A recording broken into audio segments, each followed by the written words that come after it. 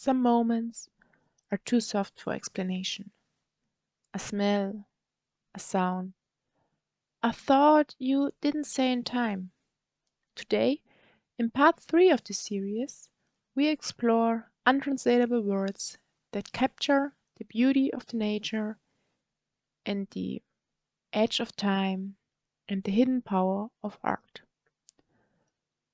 Komarebi is the dance of sunlight between the branches. It's not just light, it's a feeling, a pause. The quiet of standing under a tree, watching the world shimmer. An example for that is she stopped walking, caught in the spell of Komorebi, golden and still. Imagine being alone in the woods, not lonely, just deeply quiet. Waldeinsamkeit names that feeling, a kind of sacred solitude. You and the trees, and nothing else. This is a German word for that haunting, holy silence we feel in the forest. Kind of loneliness, but the good kind. An example for that is the deeper he wandered, the more he felt Waldeinsamkeit settle into his bones. There's something fragile about the early hours. Madrugada captures that thin slice of time, not quite night, not yet day, a space wherever the air feels different. It's basically the space between midnight and dawn. An example for that is she loved writing during the madrugada when the world whispered instead of shouted. The cherry blossom is beautiful because it falls. Mono no avare is the bittersweet edge of knowing everything ends and loving it more because of that. An example for this Japanese word is watching the seasons change. He felt a wave of mono no avare, a quiet grief wrapped in gratitude.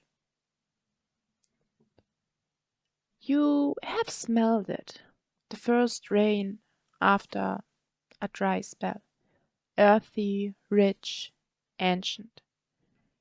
English calls it petrichor, a scent that brings memories floating back. An example for this is the petrichor rose from the pavement like a forgotten song, or a little less poetic, the petrichor rose from the ground like memory waking up. Have you ever thought of the perfect thing to say, but only after you walked away?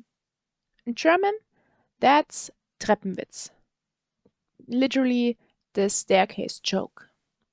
The punchline that hits when the moment is already gone. A perfect example for this is the argument was over, but 3 floors down, Treppenwitz struck, and it was glorious. Now, the last word for today. Some performances don't just impress you, they move something inside you.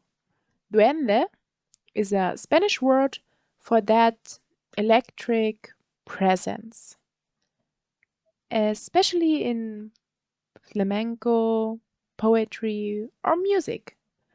It's not about perfection, it's about soul. An example for this one is her voice cracked with raw emotion, and the room fell silent.